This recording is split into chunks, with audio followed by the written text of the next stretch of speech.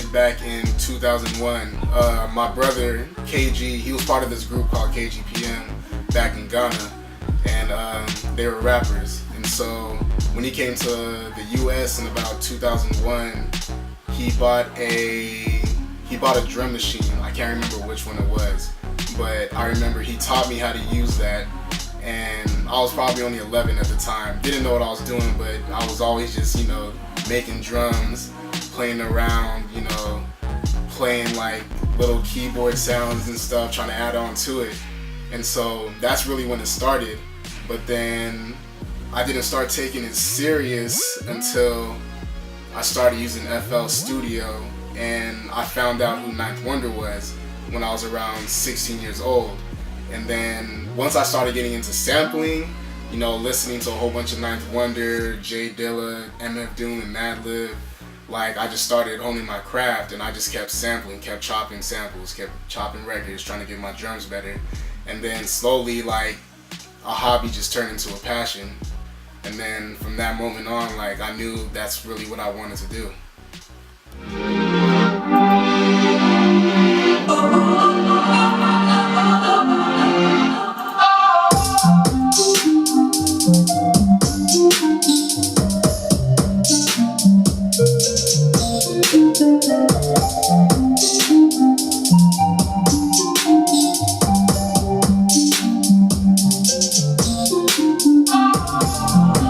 Inspiration really just comes out from everywhere. Like, I could be on Snapchat listening to stuff, on Instagram, you know, listen to some of the homie stuff from the Chill Palace, you know, my boy Still Not a Hero, like Bruce Johnson. Like, I'm inspired by just, you know, just creatives in general. It doesn't even have to be music. Like, I could be inspired by art, you know. I see a lot of different colors. Like, I'm big on colors, so like whenever I see colors like that I like, I usually try and like create a beat that'll fit that type of vibe, or like, you know, that'll sound like, oh, this sounds like the color blue and purple and green and stuff like that. So really the inspiration can come from anywhere. So how I got into hip hop. Alright, so I was only allowed to listen to like Michael Jackson, Jackson 5, Motown artists, like from when I was little, all the way until I was 8 years old. Then I accidentally came across hip hop while I was waiting for Celebrity Deathmatch. It's crazy. Like, I could watch Celebrity Deathmatch at 8 years old, but I can't listen to hip hop. But anyway, I was waiting for Celebrity Deathmatch to come on, and then I heard Busta Rhymes, Woo-Ha Got You All in Check. And then, like, from that moment on, like, I just fell in love with hip hop, produced by Dilla, of course. So yeah, that's how I fell in love with hip hop. That's how that's when it started, pretty much. It started, yeah.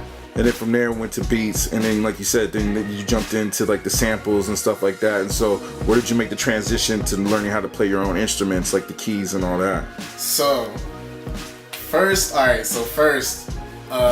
was going to school in San Francisco, getting my master's in music production for visual media. And so the track that I chose was film composition. So that goes without saying, you know, you have to play everything. But, you know, I still wasn't really all into the whole playing everything. My brother's been trying to convince me since I was like 17, like, you know, stop sampling, learn how to play the keys. And I'm like, no, Dylan never had to do that, Ninth Wonder never had to do that, blah, blah, blah. And they all made it, and so I was just being stubborn. And then I know I met another producer out there by the name of Christopher Elliott, and he used to play the keys. And I was like, man, like, I need to, like, you know, kind of learn how to play so at least I can keep up with him. But I still wasn't convinced until I met my boy, Oh Gosh Leotis.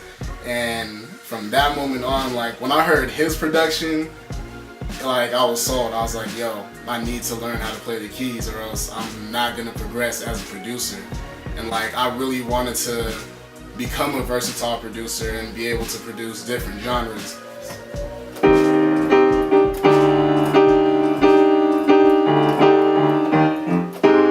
C minor scale.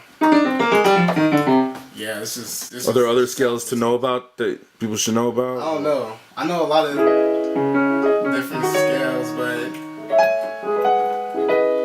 I know C minor in particular is like one of the main West Coast scales.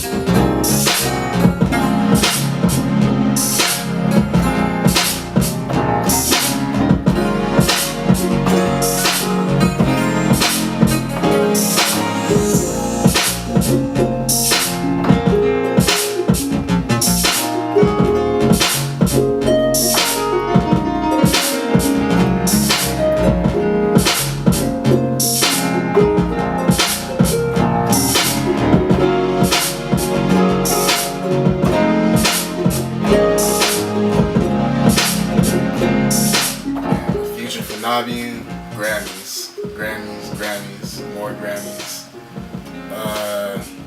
Make a dent in the culture, definitely. You know, figure out what my sound. I want to be the next wave. I want to be in the next wave of that new sound, whatever that is. Like how DJ Mustard's sound was that new wave, and how Metro Boomin's sound was that new wave. I want Nabeyin's sound to be that new wave, you know, and everybody's riding it, you know. I like to be a trendsetter. I also like to, you know, just have, I just want everybody to hear and just see my vision for what it is, and just appreciate it, just enjoy it, just love it as much as I do. That's pretty much the end goal. Hopefully own my own studio. Eventually eventually I will own my own studio, you know. Yeah, just make good music. That's really just it. Make good music, get Grammys, make a living off this. That's the plan. Alright, so you can find me on Twitter at Nabeyin Beats, Nabeyin Beats. And if you want to purchase beats, you can email me at nabeyinbeats@gmail.com, or just go to my website, nabeyinbeats.com. But if you want the unreleased exclusive stuff, be sure to email me, hit me up on Twitter.